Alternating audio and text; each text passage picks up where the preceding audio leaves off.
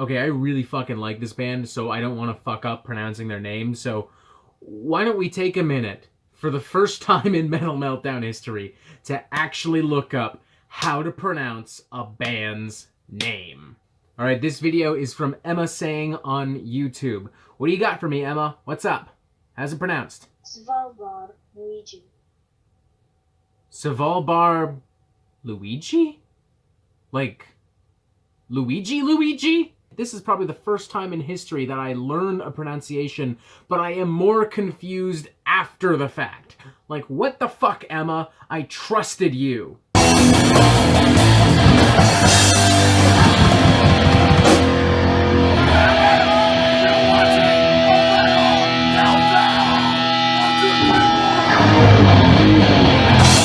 This is the third studio album from English metal quartet Svalbard, a band I have been paying very close attention to, especially following the release of their previous studio album, It's Hard to Have Hope, which immediately captivated me thanks to its thought-provoking and poignant lyrics and its very immersive and atmospheric blend of post-hardcore alternative metal and modern black metal. It was very sharp, very energetic, very immersive, very sonically and emotionally brutal. Looking back, it's definitely one of the more unique and ambitious records to emerge out of the underground metal scene in 2018. As such, I've been extremely excited for this new studio album, and I'm now happy to confirm that not only is this yet another fantastic, ambitious, and incredibly heartfelt piece of music from Svalbard, it's probably their best album yet, and maybe one of the best albums of the year. This album just shook me from start to finish. It grabbed me by the shoulders and poured its heart out to me. Very jarring. I was genuinely uncomfortable at a few points across the record. Honestly, the last time I heard something this obviously, this blatantly emotionally distressed and disturbed was probably Caligula from Lingua Ignota last year. But despite how objectively, emotionally overwhelming this record is, particularly from Svalbard's standpoint, I was not at any point completely overwhelmed myself. Because since Svalbard's approach on this album is to basically vent themselves, to have an emotional and a mental breakdown right in front of me, my reaction to the album became the same reaction that I would have towards anyone that would want to confide in me, towards anyone that would come to me seeking for help. I found myself being very attentive towards the album, really listening to everything that was going on. There were moments of this record where I kind of went, I'm real sorry, Serena, like, out loud. Like, I know she can't hear me. I'm listening to the album by myself. We might be getting a little bit too personal, but for me, it was, and I mean this sincerely, a brotherly instinct. Because my sister, frankly, has dealt with many of the issues expressed across this album, including some of the most unfortunate and depressing: misogyny, sexism, anxiety, depression, sexual harassment, and abuse, frankly, as well. The album really is just that powerful for me, and it made it very easy to form an emotional connection and bond with Svalbard on this record. Not just for their incredible performances consistently across the board, especially from Serena Cherry, but also in the band's very blunt, transparent, and unapologetic lyrics.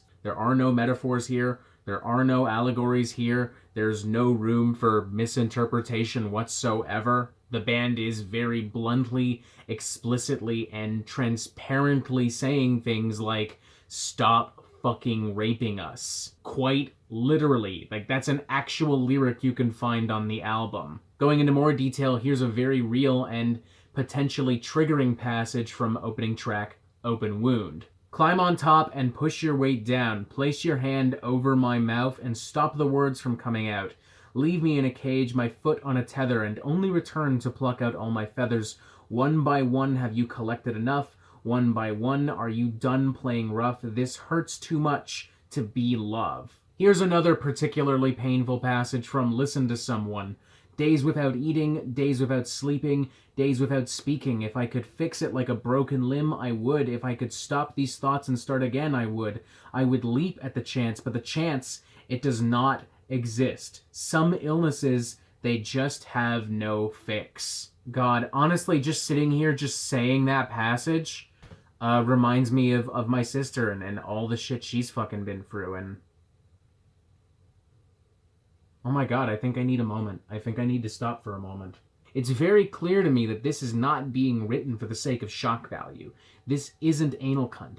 This isn't Infant Annihilator. This is Svalbard at their most emotionally mature, complex, and revealing, and in turn, their most brutally honest. They really are confiding in you across the album. And of course, all of this very genuine human emotion is emboldened by the incredibly cathartic and punishing material. Take, for instance, the incredibly bitter cut Throw Your Heart Away, which blends some of the most interesting and punishing elements from melodic hardcore and atmospheric black metal, particularly in its very cathartic, escalating build-up. Like, the track just constantly builds riff upon riff, melody upon melody, making it feel all the more climactic and powerful as it goes on. Or tracks like Silent Restraint and The Currency of Beauty, whose balance of anxiety and aggression harken to the glory days of early post-hardcore and even some works from Converge and Misery Signals. I also love a lot of the clean melodies across the record, which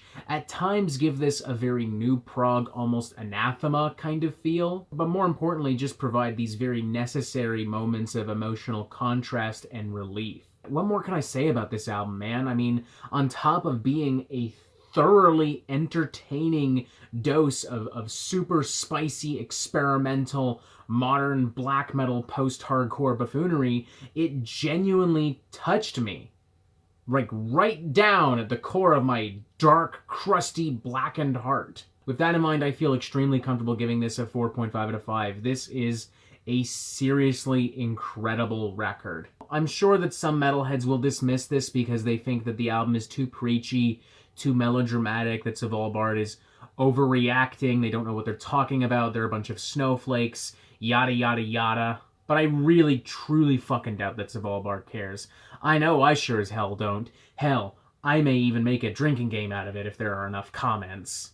This is explosive, it is ambitious, it is cathartic, it is unpredictable, it is very therapeutic even in its most powerful and emotionally revealing moments. And that for me makes this one of my favorite albums of 2020. Guaranteed this will be in my top 10 at the end of the year. It probably isn't going to be for everyone, but for the people that it's for, When I Die, Will It Get Better will be an absolute one-of-a-kind experience. 4.5 out of 5, a seriously incredible record. Please give it a shot. And that is it for the Metal Meltdown. I'm not an expert, nor do I claim to be, so what do you think? Do you like this record? Do you not like this record? And what do you want to hear from me next? And thank you for watching. Make sure you press subscribe so you get updates on the Metal Meltdown fucking immediately. And you have yourself a fantastic fucking day.